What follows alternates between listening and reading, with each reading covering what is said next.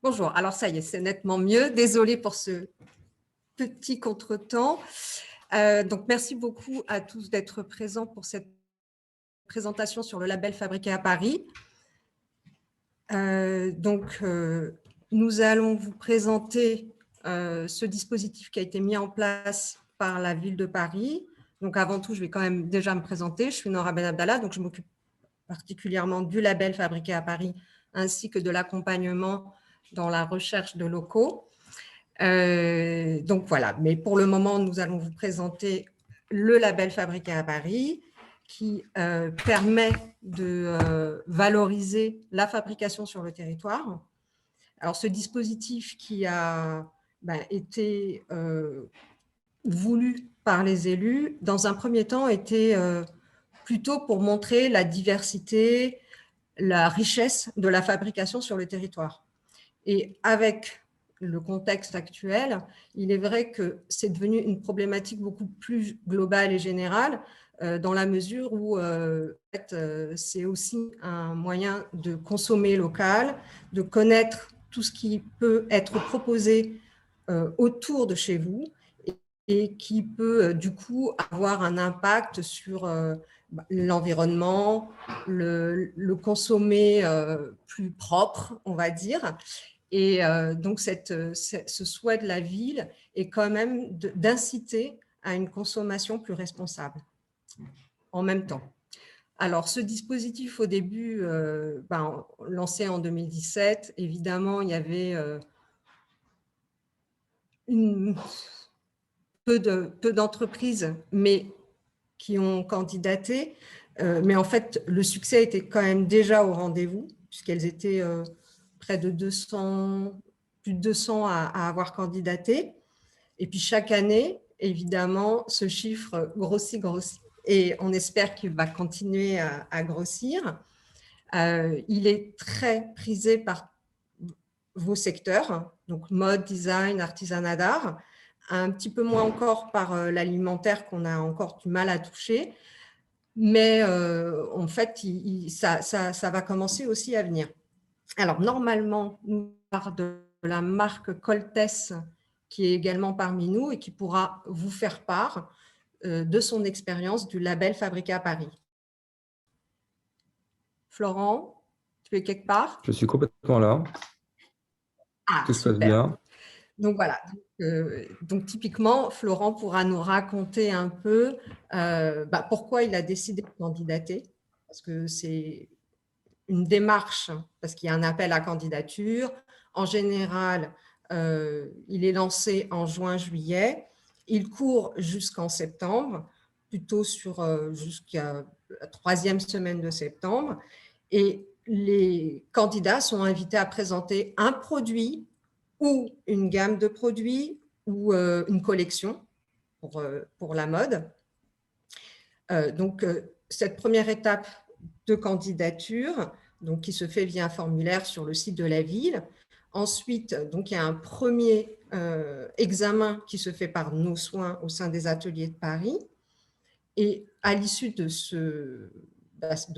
cette instruction des dossiers, nous validons ceux qui effectivement produisent sur le territoire, que leurs produits correspondent bien aux attentes. Ensuite, ces produits validés sont soumis à un jury qui, lui, va décider de valider ou non la labellisation et qui va remettre aussi, pour chacune des catégories, donc mode et accessoires, univers de la maison, produits manufacturés, artisanat alimentaire, innovation.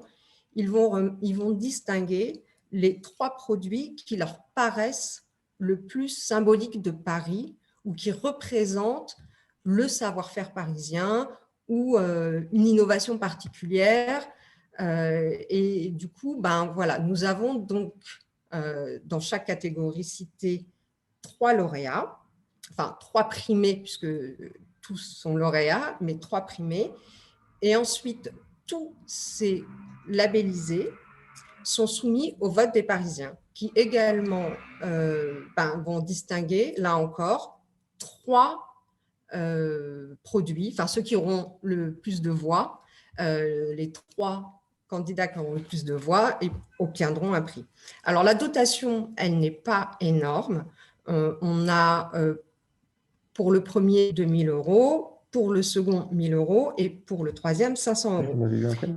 Évidemment que ce n'est pas pour cette dotation que les gens candidatent, mais plutôt pour la visibilité. On a fait un questionnaire récemment et c'est la première raison pour laquelle les candidats décident de participer à ce label Fabriqué à Paris. C'est source de visibilité, c'est source de clientèle, c'est source de plein de choses, puisqu'ils intègrent aussi un réseau délabellisé qui commence à s'étoffer. Il y a d'ailleurs une association qui s'est créée pour l'occasion, l'association du label Fabriqué à Paris. Et donc, là, c'est pour vous dresser un petit peu le tableau de ce dispositif. Et Florent pourra nous expliquer pourquoi il a décidé de candidater, ce que ça lui a rapporté, au-delà de la dotation, puisqu'il est primé sur mode en deuxième prix.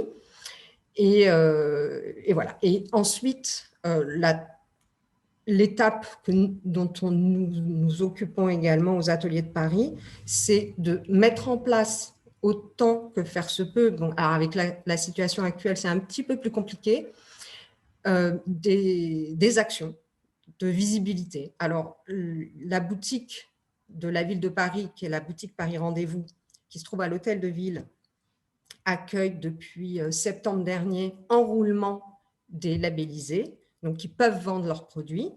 Donc, il y a une sélection en fonction de la thématique. Plutôt l'été, ça sera des espadrilles. L'hiver, ça sera plus cadeau Noël. Et également, l'année dernière, on a intégré aussi les labellisés dans la manifestation Paris Design Week et on espère pouvoir augmenter le nombre d'actions de visibilité pour permettre au plus grand nombre des labellisés. Alors, cette année, ils sont 331 labellisés. Donc, vous voyez, ça fait quand même beaucoup de monde et surtout beaucoup d'actions à mener si on veut tous les valoriser. Pour le moment, on a une 30% à peu près qui ont pu participer, mais voilà, ce chiffre va forcément monter en puissance en fonction aussi des actions qu'on pourra mener cette année. Voilà. Donc là, c'est pour vous dresser un tableau un petit peu, j'espère exhaustif, mais pas totalement du label. Et du coup, si vous avez des questions, on peut y répondre dès à présent, ou alors on laisse Florent présenter son... Pas de questions pour le moment? Du coup, on va plutôt passer la parole à Florent. Bonjour à tous. Donc, je suis Florent, créateur de la marque Coltès. C'est une marque que je développe à Paris depuis 6-7 ans maintenant. Je suis passé par les ateliers de Paris, je suis passé par l'IFM dans le cadre du programme Label. Ensuite, on a pu prendre de nouveaux locaux à côté de Gare de Lyon. Et on va se situer à la caserne à Gare de l'Est à partir du mois prochain. Voilà, ça c'est pour la partie plus atelier. L'idée de la marque, c'est de faire un vestiaire avec une certaine nonchalance, avec une envie d'avoir un vestiaire pour tous les jours, avec une attention particulière sur la façon, sur les détails, les matières. Ça nous a amené assez naturellement, évidemment en faisant partie des ateliers de Paris, à être informé du nouveau du label Fabriqué à Paris. On a candidaté parce que, je ne vais pas dire que c'est la guerre des labels, mais en fait, tout le monde peut raconter un peu ce qu'il veut, et c'est celui qui lève le plus blanc et qui sauve la planète en faisant des vêtements. Je parle en l'occurrence pour nous. Nous, le fait que ce soit chapeauté par les ateliers de Paris et la ville de Paris, forcément, ça donne du crédit à ce label et c'est une démarche pour nous. Euh, En fait, il y a plusieurs aspects dans cette démarche de fabriquer à Paris.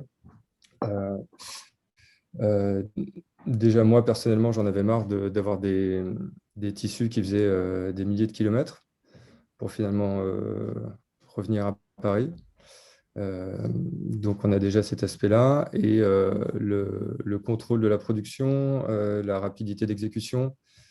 Euh, Dès qu'il y a un souci, on est à quelques stations de métro de l'atelier. Euh, donc, le label fabriqué à Paris, euh, il nous a apporté plusieurs choses. Donc, il nous a apporté cette crédibilité. Parce qu'en fait, c'est pareil, fabriquer à Paris, ça peut vouloir dire beaucoup de choses et il y a plein de, comment dire, il y a plein de critères qui ne sont pas forcément retenus par tous ceux qui fabriquent à Paris. Et le fait d'avoir la ville de Paris derrière, ça valide, entre guillemets, le fait que on soit attentif aux conditions de travail, par exemple, et qu'on on fait pas n'importe quoi. Euh, donc nous, ça nous a permis euh, d'avoir cette légitimité, non seulement de dire fabriqué en France, mais fabriqué à Paris. C'est pas simple tous les jours, mais c'est une belle aventure. Et jusqu'à présent, on s'en sort de mieux en mieux, puisqu'on a commencé il y a 2 ans et demi à refaire les pantalons à Paris. Et puis au fur et à mesure, en fait, on a rapatrié maintenant les manteaux l'année dernière. C'est avec ce manteau d'ailleurs qu'on a eu qu'on a eu un prix. À la base, vraiment, on a juste demandé le label pour pouvoir euh, être légitimé et revendiquer notre travail. Et ça a été une belle surprise que d'avoir un prix, puisque c'est un jury avec plein de profils différents qui se réunissent. Et du coup, d'être reconnu par ce jury, c'est assez, c'est toujours sympa. Voilà, ça fait plaisir. Je ne sais pas si tu as des questions, Nora, ou si je pars, parce que j'ai des digressions comme ça pendant à peu près une demi-heure, mais je ne sais pas si ça va Alors, passionner. juste pour préciser le jury, effectivement, il y a des membres qui sont très différents. Donc, il y avait donc, évidemment les élus, puisque ce sont eux qui ont quand même créé le label. Il y a les chambres consulaires, donc Chambre des métiers, la CCI, Paris, et puis également des personnalités qualifiées. Donc, en l'occurrence, pour la mode, il y avait Pascal Morand, qui est donc le président exécutif de la Fédération de la couture, ce qui n'est pas rien, puisque du coup, il était très à même de parler de mode et au niveau de la sélection des primés, évidemment que son avis a été très, très apprécié et beaucoup suivi, je dois avouer. Mais après tout, c'est un petit peu normal puisqu'il peut en parler en connaissance de cause. Donc voilà. Alors, je veux juste vous préciser que vous pouvez poser vos questions via le chat, hein, surtout n'hésitez pas. D'ailleurs, Nora, il y a deux petites questions. Il y a déjà 2 petites questions de la part d'Amélie qui souhaite savoir si faut-il avoir une entreprise créée depuis plusieurs années pour postuler au label et le label concerne-t-il aussi l'Île-de-France? Alors, pour la première question, non, il n'est pas nécessaire d'avoir une entreprise qui est créée depuis très longtemps, puisque de toute façon, c'est la fabrication qui fait, c'est pas l'entreprise en elle-même qui est labellisée, mais le produit fabriqué. Donc, il faut vraiment que le produit soit fabriqué sur le territoire pour pouvoir obtenir le label. C'est la condition vraiment première. Ensuite, concernant l'Île-de-France, non, malheureusement, pour le moment, il s'agit d'un dispositif parisien. On souhaite, enfin, les élus estiment qu'il est encore très jeune et on souhaite qu'il ait une assise plus importante sur le territoire. avant de pouvoir l'élargir, puisque pour le moment, on est vraiment sur un dispositif qui se teste aussi, hein, qu'on fait évoluer chaque année, mais qui, pour le moment, n'a pas cette vocation à être au-delà de Paris. Ok. Et alors, une question de Touria. J'ai compris que le label Made in Paris avait une durée d'1 année. Pouvons-nous continuer à utiliser le dit label au-delà de cette année? Alors non, il est bien pour 1 année. C'est pour donc un produit. L'idée, c'est qu'on n'était pas du tout sûr que les entreprises qui ont été labellisées une première fois avec un produit continuent à le produire l'année suivante dans les mêmes conditions sur le territoire parisien. D'où l'idée d'un label qui, comme il touche le produit et pas l'entreprise, l'idée était quand même d'être sûr de nous et de pouvoir attester que le produit est toujours fabriqué sur le territoire. Alors, moi, ce que je conseille à chaque fois qu'on me pose la question, notamment pour les anciens labellisés, c'est que l'année suivante, ils candidatent avec un autre produit. Ça leur donnera encore plus de chances auprès des jurys parce qu'en fait, on se rend compte que plus de 94% 56% des entreprises qui ont obtenu le label pour un de leurs produits recandidatent l'année suivante, ce qui est quand même un fort taux d'attachement à ce dispositif. Mais la première année, ils n'ont pas forcément un prix. Florent fait partie des exceptions qui candidatent une première fois à un prix. Ça, c'est génial, c'est l'idéal. Mais certains ont candidaté depuis le début et ils n'ont obtenu un prix qu'au bout de la 3e participation, par exemple. Mais à chaque fois, ils nous ont proposé un produit différent. Et comme le jury change, mais pas trop, il y a quand même toujours des gens qui viennent en disant « Ah ben ouais, ce produit, il est super, allez-y ». Donc, voilà, moi, je conseille plutôt d'aller, de recandidater, déjà d'une part, et de changer de produit. Alors, juste, je précise, c'est que la répression des fraudes, la brigade de la répression des fraudes, nous, on n'a absolument pas sollicité, est très vigilante sur l'utilisation du label. Donc, attention, si vous n'êtes plus labellisé pour le produit pour lequel vous aviez été labellisé l'année précédente, de ne pas réutiliser le label, le logo, toute la communication autour de ce produit, si jamais vous changez de produit ou si jamais vous ne recandidatez pas. C'est le point de vigilance qui a été, c'était la surprise, la brigade des fraudes contrôle. Alors, une autre question. Y a-t-il d'autres questions ou oui. Florent peut-être nous préciser? On a quelques questions, Nora. Une autre question de Touria qui souhaite savoir si le dépôt du modèle auprès des institutions doit être fait avant la demande. Donc, je suppose que vous voulez dire dépôt de dessin et modèle auprès de l'INPI, c'est ça, en termes de protection de la propriété intellectuelle? Oui.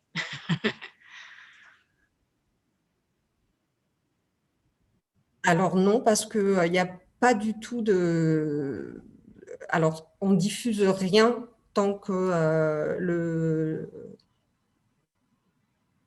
il n'y a aucune communication. Enfin, c'est un temps très long quand même, hein, puisque si vous déposez à l'INPI et que vous attendez la réponse, nous, ce n'est pas un critère pour nous en termes de… Ça peut l'être en termes d'innovation, mais ça n'en est pas un en tant que tel. En revanche, vous, pour votre protection, sachez que la visibilité n'est donnée, alors, si on compte bien, qu'à partir de novembre, au moment où il y a le jury. C'est vraiment un temps d'instruction qui est quand même assez long. Hein. Une autre question d'Axel qui souhaite… Il n'y a pas d'autres questions? Qui souhaite connaître le cahier des charges pour qu'un produit obtienne la labellisation. Alors, comme je disais tout à l'heure, le critère premier, c'est la fabrication sur le territoire. C'est vraiment ce critère qui est vraiment pris en compte. L'assemblage n'est pas retenu. Il faut vraiment que le produit, vous arriviez à expliquer, parce qu'en fait, dans le formulaire, il y a des rubriques et parmi l'une d'elles, c'est les étapes de fabrication. Si vous faites appel à une entreprise, il faut que ce soit une entreprise parisienne et d'indiquer l'adresse. Alors, toutes ces informations restent confidentielles, évidemment, donc il n'y a pas de souci là-dessus, elles ne sont pas diffusées, sauf si vous nous dites que ça peut l'être, mais a priori, nous, elles seront diffusées au plus aux membres du jury, mais pas au-delà. Donc, voilà, ça, c'est vraiment le premier critère. Ensuite, pour les prix, d'autres critères, évidemment, qui sont propres aux membres du jury interviennent, comme le savoir-faire, la qualité du produit, la créativité, quels sont d'autres… Enfin, voilà, il y a plusieurs critères comme ça qui rentrent en ligne de compte. Le respect, comme Florent le mentionnait tout à l'heure, des pratiques. Voilà. Donc, la démarche écologique aussi, qui peut aussi intervenir. Ok. Une autre question de la part d'Eugénie.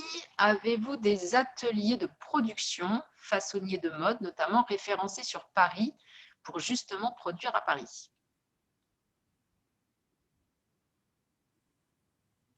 Alors oui, on en a, parce que plusieurs marques de mode qui candidatent ne fabriquent pas elles-mêmes. Pour le coup, ce sont des façonniers donc, qui fabriquent et donc ils indiquent l'adresse de leur façonnier. Tout à fait. Donc on en a. Touria qui a encore deux autres questions. Elle souhaite savoir d'une part si le fabriqué à Paris peut s'additionner aux autres prix des ateliers de Paris. Et elle nous indique: je confectionne mes créations avec la collaboration de plusieurs artisans, donc différents savoir-faire, et également des ESAT. Est-ce que je peux candidater? Oui, bien sûr. Alors, ce n'est pas rédhibitoire, hein. Florent en est l'exemple. Il y en a d'autres qui sont soit d'anciens résidents des ateliers de Paris, des grands prix.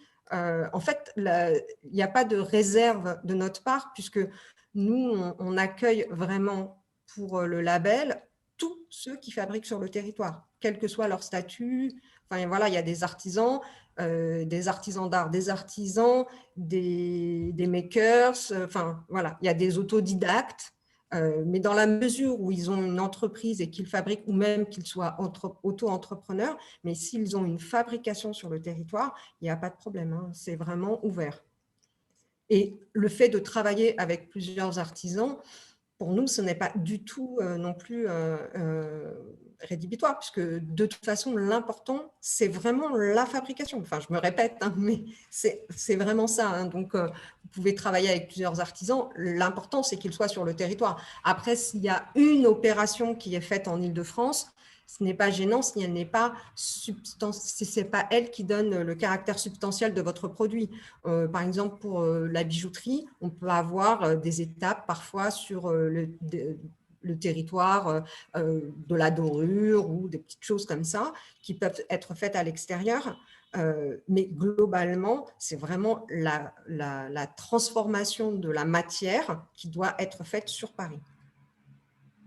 Alors, une dernière question de la part de Baroudi. Est-ce qu'il y a des conditions de participation à la labellisation par les ateliers de Paris? Est-ce qu'il faut présenter une maquette ou une modélisation numérique? Est-ce que ça suffit dans un premier temps? Et sommes-nous obligés d'être résidents? Voilà. Et il précise qu'il est à Lyon. Donc, attention. Alors, en fait, si vous êtes à Lyon, mais que votre production est à Paris, pas de problème. Vous pouvez candidater. La seule difficulté, c'est que en termes de visibilité, on réalise une cartographie des entreprises à l'issue du label. Elle est en cours actuellement pour l'édition actuelle. Après, pour vous répertorier, c'est un petit peu compliqué.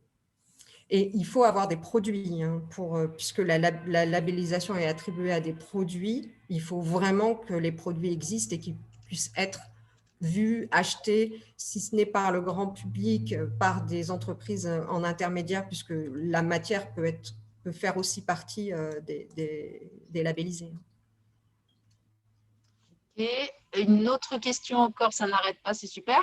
En termes de visibilité, le Made in Paris se plaît aux étrangers, notamment, existe-t-il une exposition des ateliers au-delà de notre beau pays?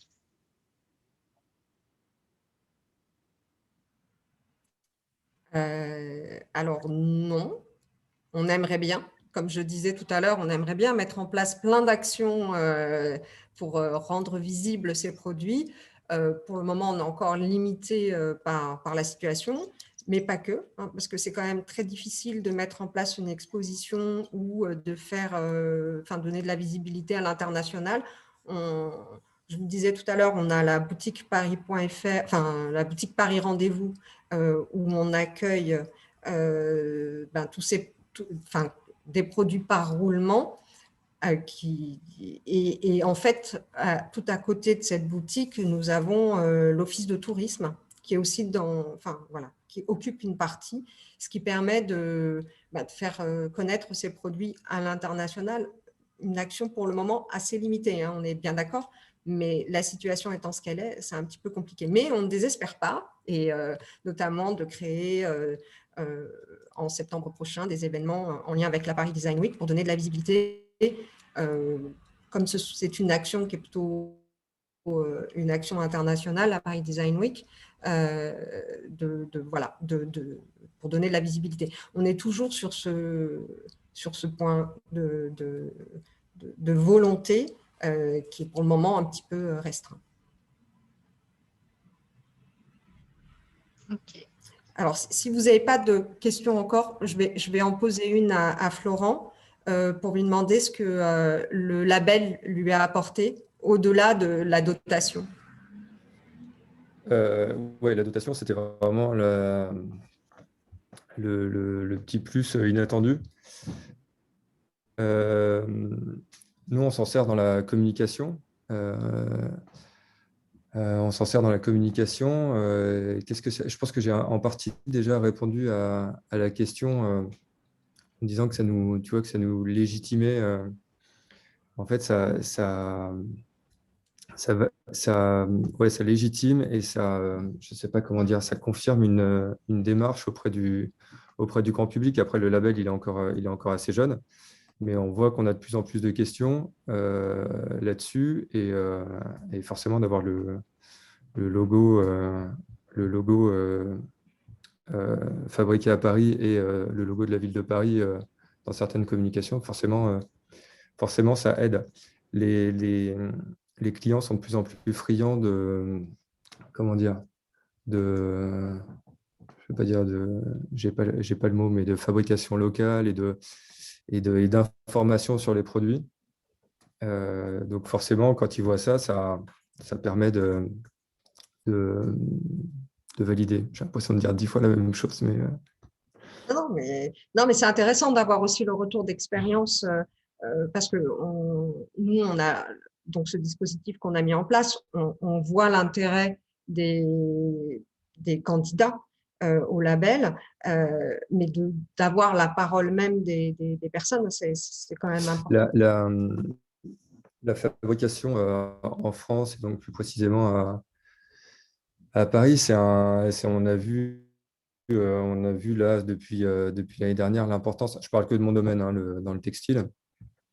Tout d'un coup, on s'est réveillé en disant on a plus de façonniers, qu'est-ce qui se passe? Donc nous, d'avoir ce type de label, c'est dans le textile, parfois tu entends des choses assez hallucinantes où il suffit de mettre telle valeur dans la façon sur le territoire français pour avoir le fabriqué en France, ou des histoires d'étiquettes qui se détachent, qui est un autre pays, et puis en dessous, il y a une autre étiquette. En fait, tu vois, tu entends tout. Donc, en fait, on a besoin de ce genre de, je ne sais pas si on peut dire d'institution, mais pour dire au grand public, voilà, on vous le dit, et on une validation auprès d'un institut ou je ne sais pas comment, ou auprès d'un label. Ça permet de tamponner je ne sais pas si tu comprends ce que je raconte. Vous comprenez ce que je raconte? Et je pense que tout le monde comprend bien ton propos. Il y a un Pas de souci, savoir-faire, il y a un savoir-faire qui s'est complètement dilué et dispersé depuis plusieurs dizaines d'années presque. Enfin, tu vois, ça s'est fait progressivement avec tout le monde qui partait à droite à gauche. Et c'est pas simple de fabriquer à Paris. C'est sûr que ça peut être une espèce de fantasme d'aller, je ne sais pas, dans plein de pays. Je ne critique pas la démarche, mais c'est un autre métier. Nous, on a décidé de resserrer la production. Pour le textile, soit tu démultiplies tes quantités et après tu te rattrapes en soldant, en faisant n'importe quoi et en te rattrapant sur le volume. Soit tu te dis, OK, je vais garder mes prix, peut-être même je vais un petit peu les augmenter, mais je vais plus raconter mon produit et je vais plus montrer pourquoi mon produit il est à ce prix-là. Et on a besoin que cette démarche soit soutenue par des labels comme le label Fabriqué à Paris. C'est vrai que ça permet de, si je dis encore une fois légitimer, vous avez le droit de me couper. Voilà,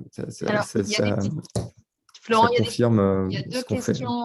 il y a deux questions pour toi, Florent. J'ai entendu la crédibilité que le label a pu vous apporter. Qu'en est-il de votre chiffre d'affaires? Et également pour toi, quel est le profil des clients qui sont sensibles à la production locale?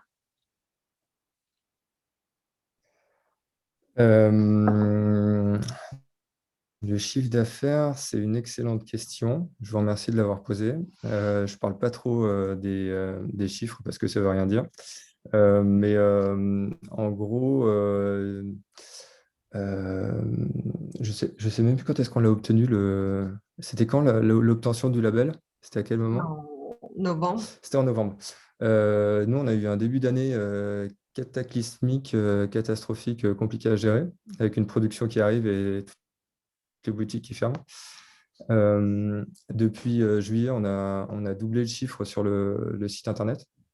Donc, on a fait un gros travail de digitalisation. Ça fait partie des petites pierres, des petites informations qui permettent de mettre en confiance le consommateur qui ne nous connaît pas. Donc, je ne sais pas dans quelle mesure je ne pourrais pas répondre en disant voilà, on a eu 10% de plus parce qu'on a eu le label Fabriqué à Paris. Et je pense que c'est un package qu'il faut construire. Et nous, on est vraiment dans cette phase de progression. C'est-à-dire qu'il y a plein de choses qu'on a envie de mettre en place. Mais voilà, le temps de se réorganiser. Et en plus, on est entre deux studios. Je lis la question suivante. Quel est le profil des clients qui sont sensibles à la production locale? Quel est le profil des clients? Sur le textile, de plus en plus, hein, on reçoit des questions sur la provenance des matières, vraiment, on reçoit le client, il sent il sent qu'il a des questions à poser, et parfois il y a même des questions dont on n'a pas la réponse. Nous, on a un client par rapport à notre gamme de prix qui va être plutôt moyen haut de gamme, pas haut de gamme, enfin on se situe sur du moyen de gamme. Donc c'est quand même un client qui est susceptible de dépenser 600 € pour un manteau, ce qui n'est pas très cher pour du fabriqué à Paris. Quel profil des clients est sensible à la production locale? Je sais pas, de plus en plus. En fait, il y a de plus en plus de clients qui, tout d'un coup, réalisent que leur vêtement a fait des milliers de kilomètres et que les matières se baladent un peu partout aussi. Donc, je ne sais pas s'il y a un profil en particulier. Je pense qu'on est en train de sortir.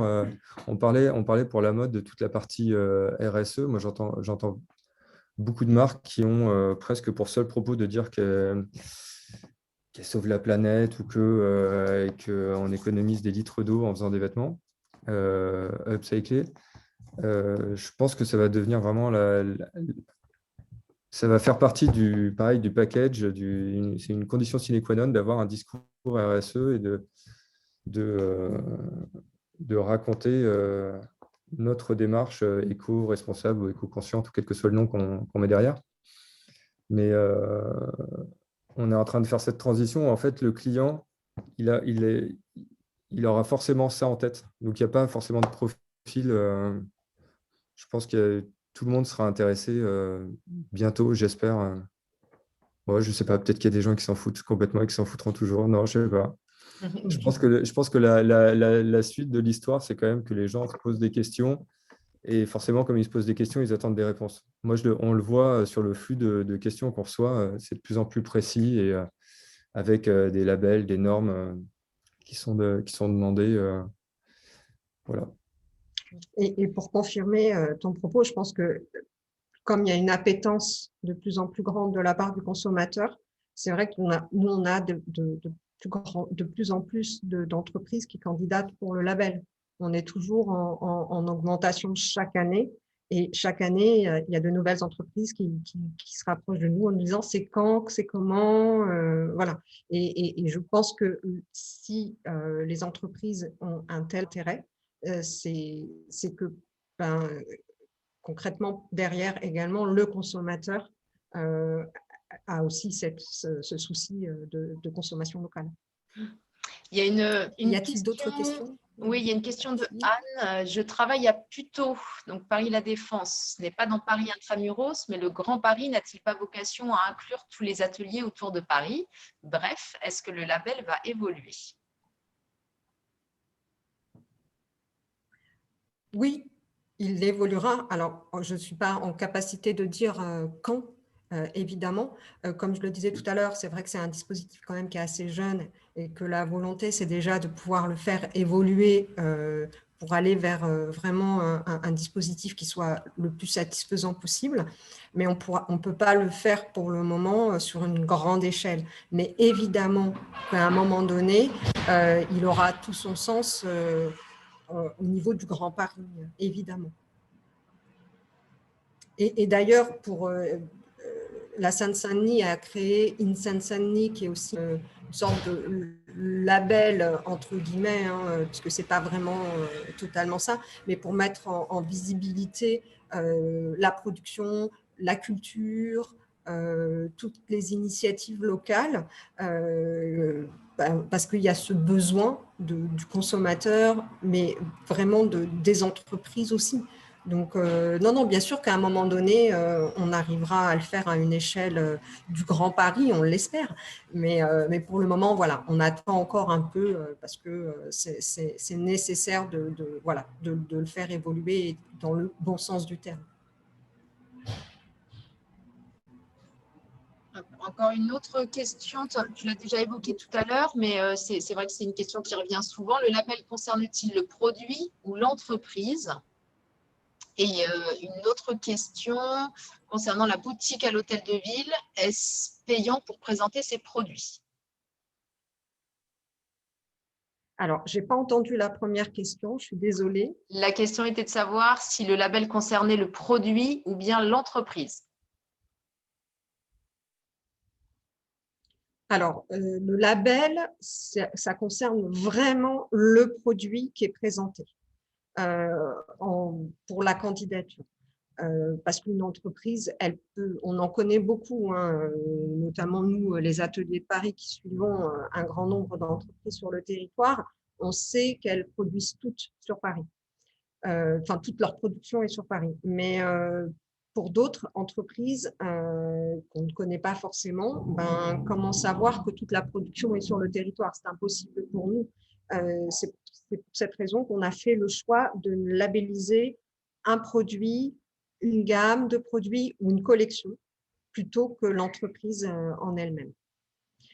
Donc ça, c'était pour la première question. La deuxième question, ça concernait, je ne m'en souviens plus, je suis désolée. La question était de savoir si c'était payant pour ah oui, la vendre boutique. produit à la boutique de l'hôtel de ville. Non, non, non. Non, non. Alors, pour la boutique Paris Rendez-vous, c'est vraiment dans le cadre de l'action de la ville en soutien aux entreprises qui ont obtenu le label pour un de leurs produits. C'est vraiment gratuit, hein. Vous déposez votre produit et les agents de la ville qui ont la possibilité de le faire, puisque dans ce cadre-là, c'est légal, vendent vos produits. Donc, vous n'avez même pas besoin d'être là. Donc, c'est tout bénef. Après, c'est vraiment les responsables de la boutique qui font la programmation. Nous, on se contente juste de leur transmettre les listes des labellisés. Et eux, en fonction de leur thématique, en fonction du panier moyen également, font leur propre sélection. On n'a pas du tout la main, mais on incite grandement sur certains projets, mais voilà, on n'y arrive pas forcément. Mais elle a le mérite d'exister et elle a le mérite de permettre du coup à ceux qui n'ont notamment pas de boutique de pouvoir vendre directement. Et ça fonctionne plutôt bien, d'après les retours qu'on a pu avoir. Donc ça, c'était une très bonne chose qui nous incite à essayer de multiplier évidemment ce type d'action. Touria demande également si les marques font-elles la démarche du label. Donc, je suppose que c'est les marques qui sont présentes à la boutique de l'hôtel de ville.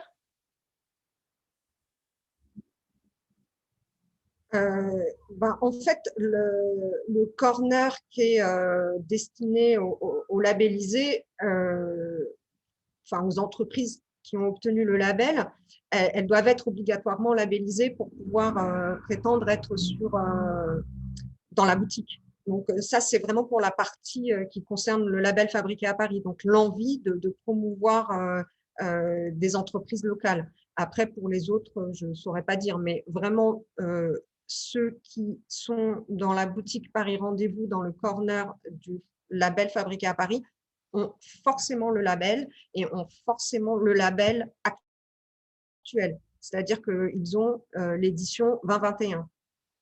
Forcément.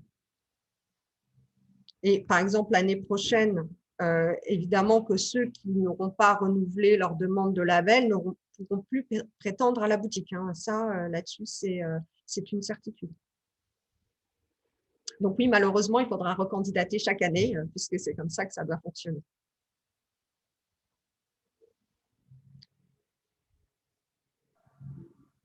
Pas d'autres questions pour le moment, non. Du coup, si vous voulez, je peux vous refaire un petit point sur donc le déroulé du fonctionnement de l'appel à candidature qui sera mis en ligne en juin-juillet. A priori, si on y arrive en juin, c'est quand même mieux. Comme ça vous laisse plus de temps encore pour candidater. Et donc, il y aura l'appel court jusque la troisième semaine de septembre, effectivement. Ensuite, donc, il y a le temps de l'instruction et le jury a lieu en général en novembre. Et ensuite, si tout se passe bien, on espère et on croise les doigts, il y a une cérémonie de remise à l'hôtel de ville, en principe, pour les primés, avec une petite exposition de leurs produits labellisés. Et au même moment, sur le parvis de l'hôtel de ville, il y a un marché de Noël où les labellisés peuvent vendre également, ce qui marche aussi très bien. Donc, voilà pour vous rappeler un petit peu le contexte.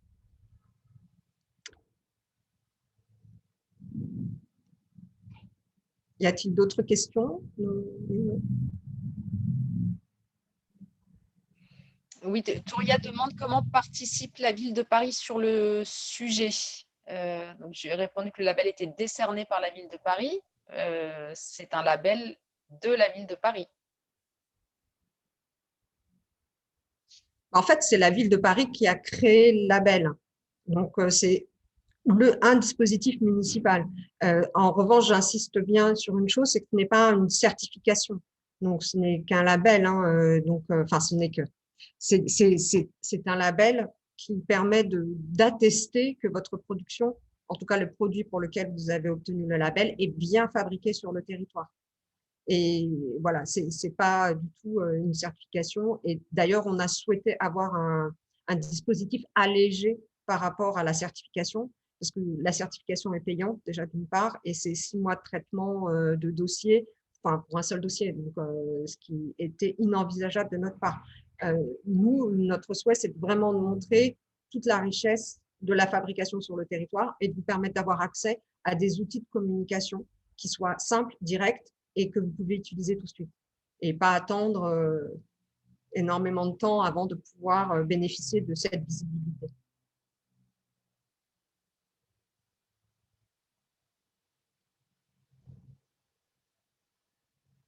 S'il n'y a pas d'autres questions, moi j'en ai une pour Florent.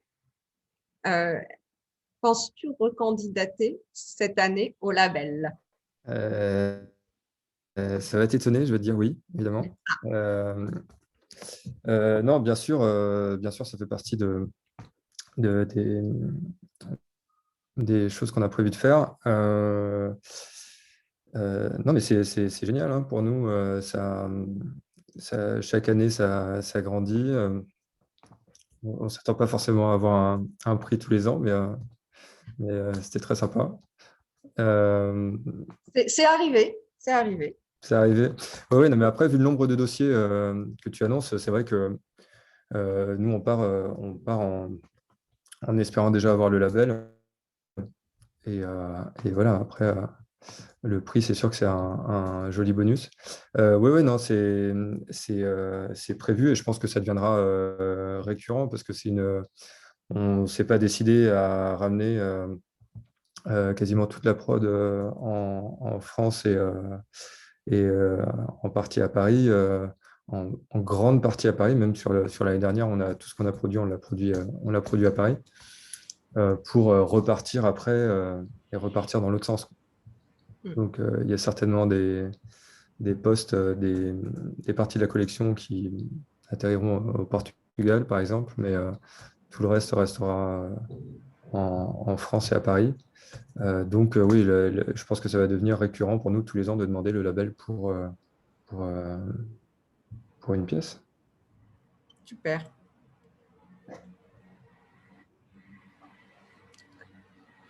Alors, Touria, Florence, c'est une question pour toi. Touria voudrait savoir, avant de produire à Paris, où était basée votre production? Alors, on a produit, donc on avait du Portugal. Je parle juste de la façon. On avait du Portugal, de la Pologne, Roumanie, Serbie. On avait un peu d'Italie. On a eu un peu d'Italie. Et voilà, on a fait le tour. Plutôt européen. Et j'imagine qu'en termes de coût, ça devait être moindre que de fabriquer à Paris même, ou c'est une légende? Non, il n'y a pas de légende. Tu prends tous les gros qui déménagent leurs usines parce qu'ils regardent le salaire moyen et qui disent ah tiens, on peut leur donner 10 balles par mois, c'est génial. Donc ils délocalisent tout. Non, c'est pas une légende. Après, quand on est en Europe, il y a quand même un prix à tout. Après, quand tu veux faire une production plus raisonnée et pas te rattraper sur le volume, tu te rends compte que quand tu étales tes coûts d'envoi par pièce, tu te rends compte que il n'y a plus de logique en fait. Et par rapport au temps que tu vas gagner d'avoir l'atelier pas loin, tous ces petits gains en fait font que ça vaut plus le coup. Après, si tu recommences à faire des milliers de pièces, c'est sûr que ça va commencer à traverser l'esprit. Mais oui, non, ça coûte beaucoup moins cher de faire fabriquer. La fabrication en elle-même coûte beaucoup moins cher en Europe de l'Est, du coup. Mais quand tu t'additionnes tout, le coût, on va dire le coût monétaire et le coût planète, tu te rends compte il y a un problème dans l'équation. Donc, en fait, l'idée de... Je me souviens même plus de ta question. Je suis parti sur autre chose. Non, c'était exactement ça. Hein. C'était, enfin voilà, est-ce que c'est une légende de dire que ça coûte vraiment plus cher de fabriquer sur le territoire plutôt Mais qu'à attends, à l'extérieur? Paris, en fait, en fait, il y a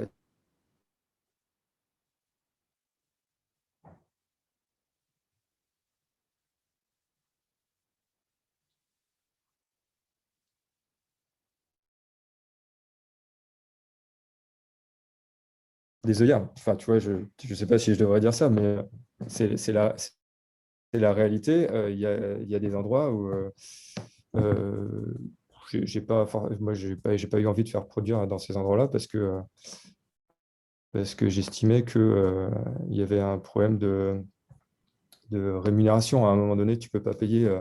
Si tu payes le même prix en Pologne qu'à Paris, parce qu'à un moment donné, il y a tu vois, je sais pas, il y a un truc qui colle pas. Donc, moi, je sais que les ateliers, c'est un atelier qui est respectueux. Enfin, j'ai vu travailler, j'ai passé beaucoup de temps dans cet atelier, donc je sais que on va dire l'humain est respecté. Et, et voilà, donc pour répondre clairement à ta question, tu peux trouver vraiment pas cher à Paris, mais il faut savoir ce que tu veux et il faut être en accord avec ta démarche. Ça semble plutôt... Mais c'est globalement, si tu veux que ce soit bien fait et que tout le monde gagne sa vie et soit respecté, ça te coûte beaucoup plus cher de faire ça. Il y a pas mal de charges. Oui. Ben, merci beaucoup. On finit là-dessus, on finit sur les charges? Non. Je ne me prononcerai pas sur les charges. Y a-t-il d'autres questions Oui, une petite dernière toujours pour Florence. Oui, Et à quel moment tu as eu Mathilde? le déclic pour rapatrier ta production en France, ou en tout cas une grosse partie de ta production en France? Le déclic, il s'est fait en plusieurs étapes. En fait, euh, tu, ça se passe bien, et puis après, tu commences à avoir un petit problème de livraison. Je crois que ouais, il y a eu plusieurs déclics. Il y en a un qui était assez ubuesque, où on a reçu des bagues argentées avec le logo Mercedes. Et on ne comprend pas, et mon logisticien ne comprend pas pourquoi. Et, euh, et on apprend qu'en fait, nos pantalons sont partis aux États-Unis et qu'il y a eu un échange de... Donc en fait, c'est là où il a fallu récupérer les pantalons qui sont revenus, qu'on refait des milliers de kilomètres, qu'on retraversé l'Atlantique. En fait, tu vois, ça devient n'importe quoi. Et du coup, cette petite histoire, elle cristallise un peu tout toute la problématique des transports où tu te dis, mais en fait, il n'y a plus aucune logique. En fait, tu as ton fournisseur italien, ton fournisseur portugais, tout ça, tout le monde envoyé là-bas en Pologne. Tu te dis, en fait, il y a plus. Quand tu visualisais le nombre de kilomètres, on a mis un outil en place là, depuis 2 ans. On est très fan de Airtable, donc on peut mettre tous les petits paramètres qu'on veut. Et on a commencé à rajouter alors, ce n'est pas vraiment une empreinte carbone, mais c'est vraiment le nombre de kilomètres qui est fait par chaque tissu. Et ça fait vraiment partie des éléments déclencheurs. Il y a ça, il y a le savoir-faire et il y a le contrôle aussi de la production. En fait, quand tu reçois une prod qui n'est pas conforme, tu te dis si j'avais été sur place, j'aurais pu faire autrement. Quand tu dois vérifier les têtes de série, est-ce que tu as quelqu'un sur place ou est-ce que tu fais venir un UPS? Enfin, tout ça, c'est tellement... c'est de la déperdition d'énergie et, du coup, c'est de la consommation de planète, en fait. Tout bêtement, on essaie de mieux faire les choses. On n'est pas parfait. Il y a une belle marge de progression encore, mais le Made in France, pour moi, ça me semblait la première étape presque la plus facile à gérer. Et ce qui Après, on rejoint, peut parler de l'approvisionnement. Ouais, dis-moi. non, ce que je disais, ça rejoint complètement les soucis de la mairie de Paris, à savoir que la consommation locale, ben, c'est plus sécure pour plein de raisons sur la qualité des produits, l'origine, euh, le, le respect de l'individu qui travaille également. Donc, c'est effectivement, c'est vrai que la démarche, enfin ta démarche pour le coup, a été récompensée aussi pour ça, parce qu'il y a toutes ces problématiques qu'on sait derrière et que c'est pas du tout évident de produire sur le territoire parisien. On en a bien conscience et on sait bien qu'au-delà de la mode, hein, c'est pareil pour tous ceux qui produisent à Paris, les coûts sont plus élevés ou peuvent l'être. Et du coup, c'est aussi ben, tout l'intérêt de ce label, de mettre en évidence ben, ceux qui créent sur le territoire, hein, ben, qui prennent des risques, qui investissent et évidemment, ben, du coup, ben, prennent peut-être, enfin, c'est peut-être plus contraignant pour vous tous qui fabriquez sur le territoire, et ça, c'est une bonne chose, de pouvoir vous valoriser comme on souhaiterait le faire. Merci à tous pour votre travail, enfin, pour le label.